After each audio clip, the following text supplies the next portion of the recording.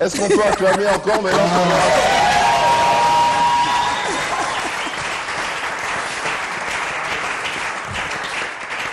Bonjour mesdames, messieurs, bonjour honorables frères et sœurs en Christ. Vous nous suivez à travers le monde.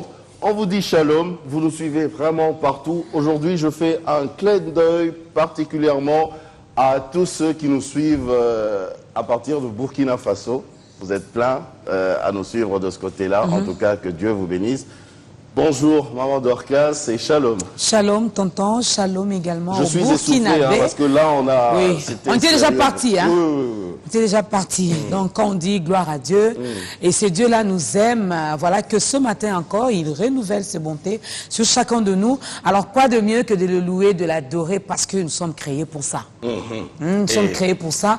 Alors, toi qui es à la maison, ça ne sert à rien de bouder, de murmurer, de te plaindre ou encore de pleurnicher, parce que nous sommes en vie encore ce matin et nous sommes chez vous ce matin pour vous apporter cette bonne nouvelle. En tout cas, et ce matin, nous sommes encore en direct. Donc, il y a un numéro de téléphone. Vous savez comment ça se passe. Ne nous appelez pas. Vous le faites par SMS. Vous envoyez vos préoccupations, vos suggestions. Si aussi vous avez besoin de prière, vous le faites quand même toujours par SMS et aussi via notre adresse mail qui se trouve d'ailleurs là au bas de nos petits écrans, de vos petits écrans. Parce qu'aujourd'hui, en fait, on va encore bien manger la parole de Dieu. Bon appétit. Merci, bon appétit à Merci toi aussi. beaucoup. Bon appétit encore à vous aussi, hein, mesdames et messieurs. Alors, comme dit toujours tonton, installez-vous confortablement. Si nous chantons, chantez également avec nous. Si nous dansons, eh bien, n'hésitez pas, faites-le, parce qu'on les fait pour la gloire de notre Dieu. Alors, ce matin, nous avons, pour la deuxième fois, il faut dire qu'on le torture quand même beaucoup, parce que il est toujours à l'extérieur du pays et chaque fois qu'il revient, dès que je sais qu'il est de retour, tac, je l'appelle pour lui dire est-ce que tu peux pas passer? On a besoin de manger la bonne nouvelle. On a besoin de manger encore. Le prophète Joël Francis Tatou, bonjour, shalom et bienvenue chez vous. Bonjour, shalom. J'allais dire toi, mais bon, chez vous. C'est une joie exceptionnelle d'être ici, avec toute la MAPRE du reste. Ah oui. Et,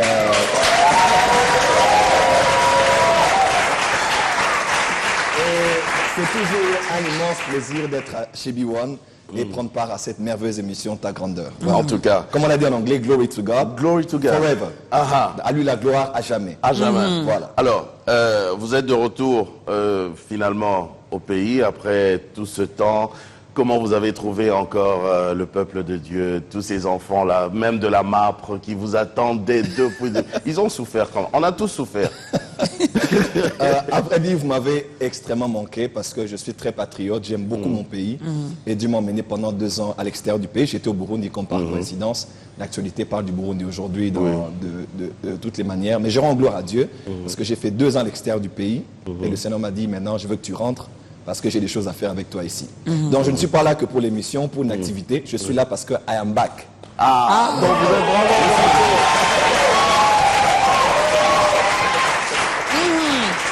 Donc, il est de retour, hein, il est de retour. C'est un patriote, comme il a dit. Il aime bien ce beau pays que Dieu nous a donné. Alors, il est de retour.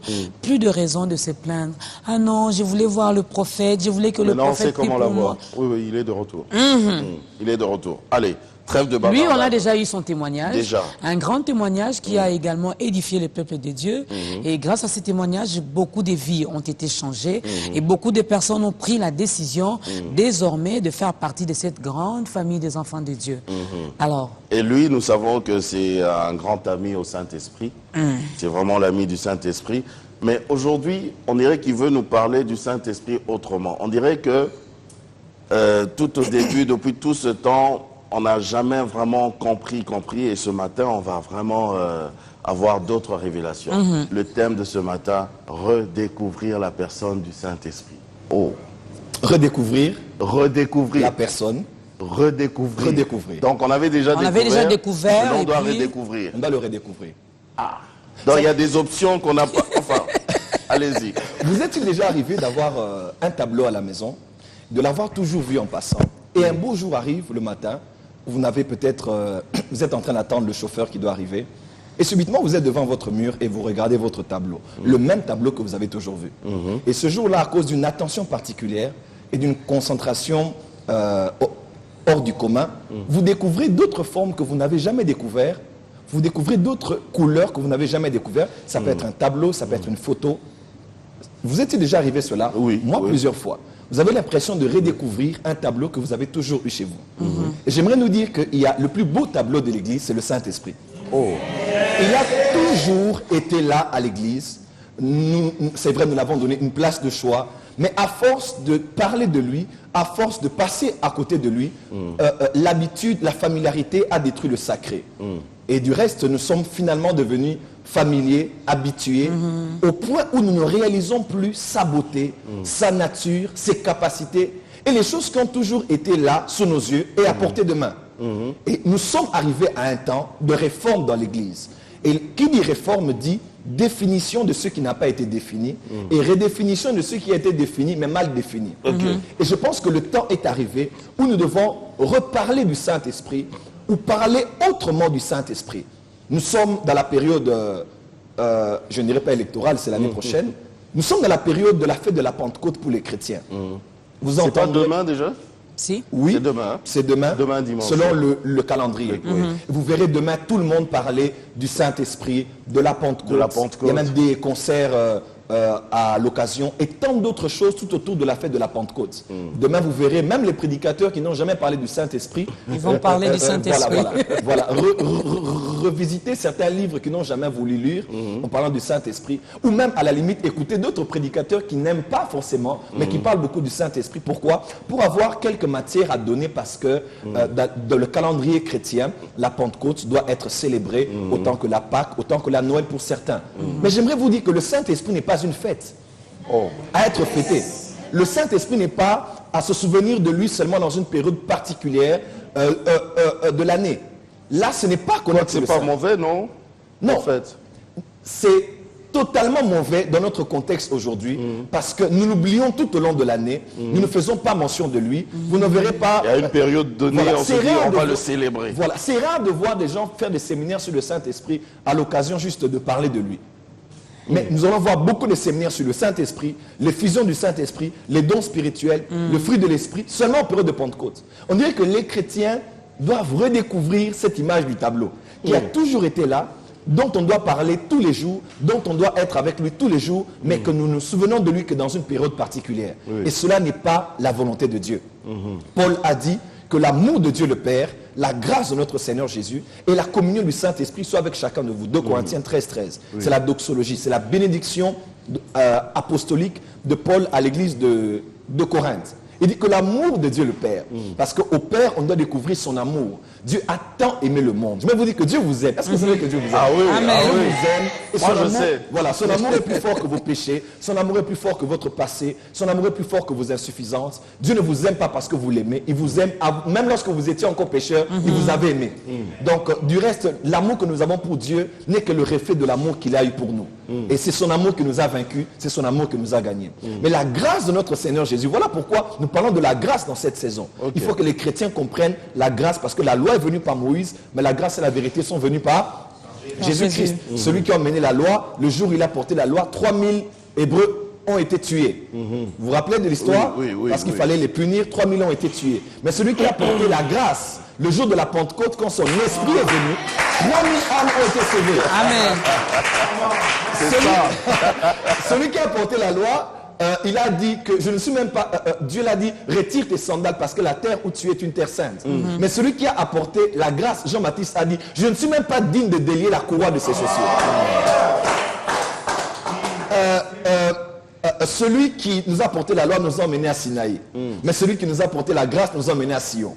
Là où il nous a accordé la grâce, dans l'assemblée des premiers-nés, nous nous réunissons pour célébrer et dire Glory to God forever. Mais il a finalement dit, et la communion du Saint-Esprit. Dans la Trinité, nous croyons en l'amour du Père. Nous devons découvrir la grâce de Jésus. Mais quand on parle du Saint-Esprit, de la communion du Saint-Esprit.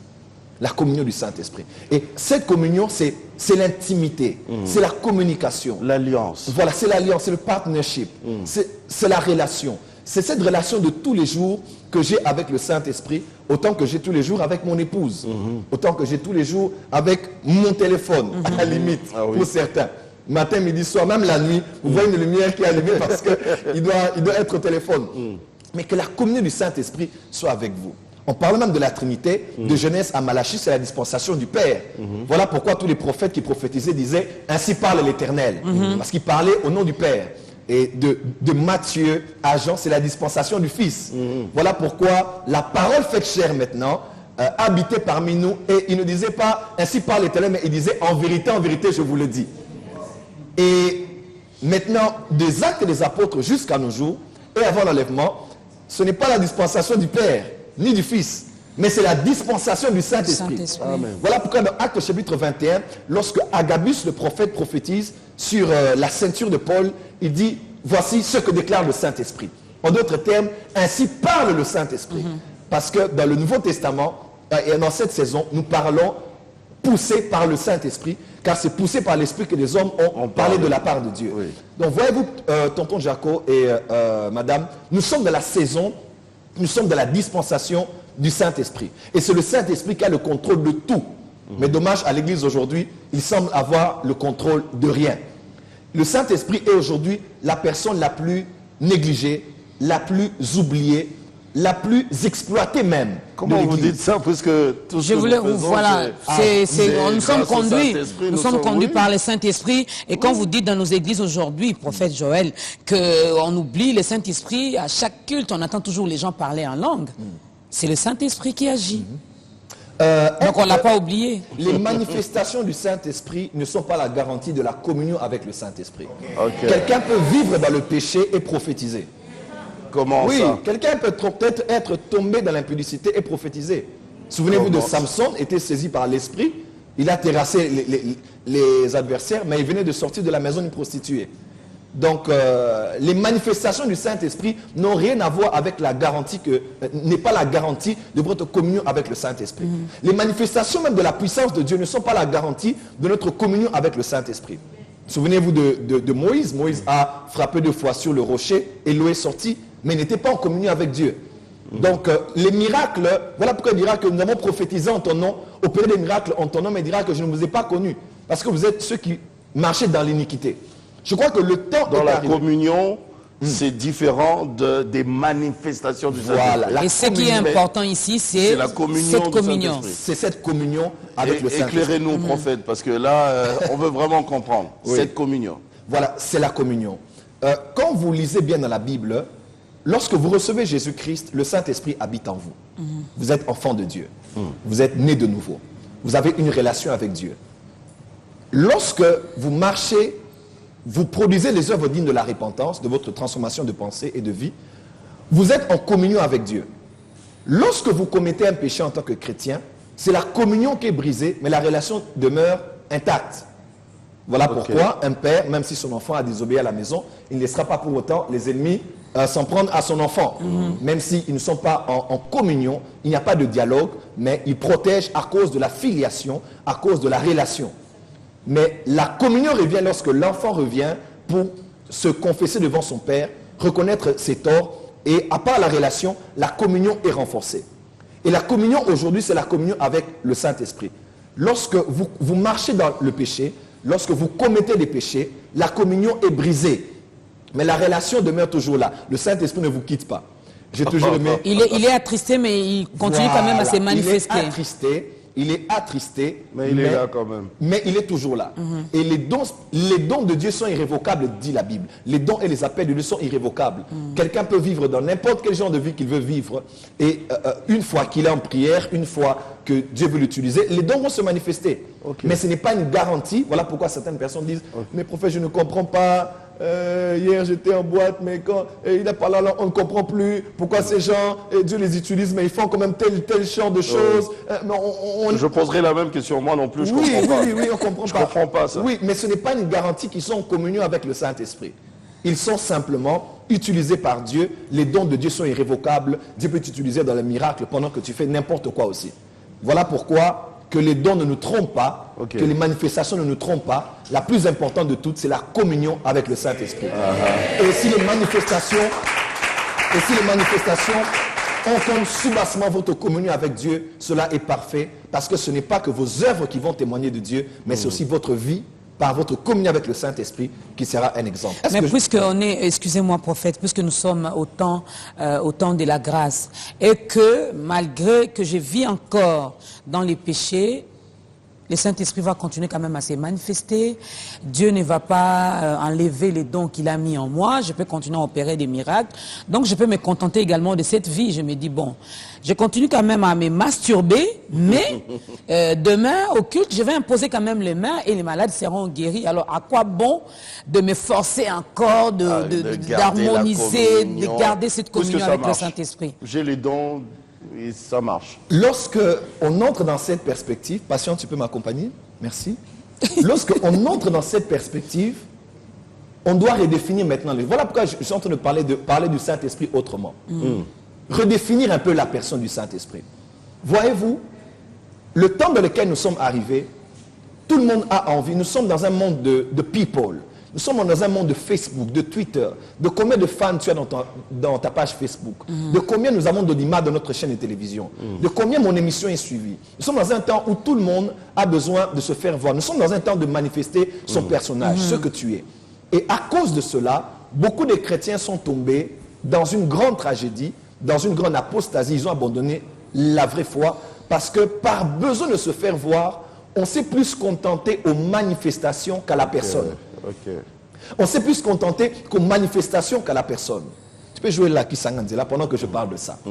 J'aimerais dire quelque chose de très important ici. Par exemple, en parlant par exemple de l'onction, comme vous avez dit, pour faire une nuance entre l'onction et la personne du Saint-Esprit, quelque chose s'est passé dans ma vie qui m'a totalement bouleversé.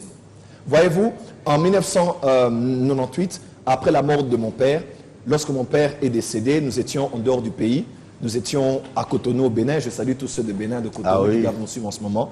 J'étais à Cotonou au Bénin. Mon père était diplomate. Et pendant près de 5 ans, nous avons vécu là-bas.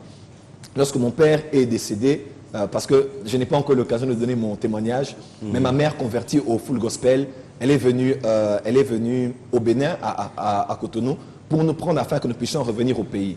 Et une fois, je me rappelle, j'étais en boîte de nuit. Et voilà, j'étais en boîte de nuit, j'avais plusieurs copines comme ça. Et avec des tresses. Voilà, des tresses. Moi, j'étais vraiment... Moi, je connais. Donc, ça, c'est ce que j'étais avant. J'étais dans un groupe de rap, on était des breakers, on avait des tresses. Le prophète Joël n'est pas parachuté du ciel. J'ai une histoire. Lorsque vous voyez quelqu'un aller loin, c'est qu'il vient de loin. Voilà. Donc, nous ne sommes pas des produits instantanés. Je ne suis pas sorti aujourd'hui. T'as ma prophète, non, j'ai une histoire. Il a une histoire. Il a une histoire avec ses dieux. Derrière chaque succès, il y a une histoire. Et c'est pendant cette période-là, en rentrant de la boîte de nuit, vous savez, il faut se parfumer pour que maman ne sente pas l'odeur mélangée de la cigarette et des parfums de la boîte de nuit. Et j'aimerais lancer un appel directement à tous ceux qui vont dans les boîtes de nuit. Imaginez-vous un responsable comme vous. Vous allez dans une boîte. J'imagine. Une boîte de nuit, une boîte. Ça fait pas bien. Non, ça fait pas bien. Cette vie-là, ce n'est pas votre vie. On rentrait à la maison, ma mère conduisait la prière. Je ne savais même pas prier, tonton Jaco, maman Dorcas. Et pendant ce temps-là, alors que j'ai juste fermé les yeux, ma mère conduisait la prière. Elle avait l'une de ses amies qui priait avec elle, qui était un peu assidue dans les choses de Dieu. On ne connaissait même pas la prière, Dieu, les prophéties, l'œuvre de Dieu. Et j'ai une vision. Mes yeux se sont ouverts. Et j'ai vu un homme qui était sur un cheval blanc avec toute une armée derrière lui. Et pendant qu'il venait devant moi, j'avais peur. Je voulais ouvrir les yeux. Il m'a donné 2 choses et il m'a dit certaines choses. C'était ma première apparition du Seigneur Jésus.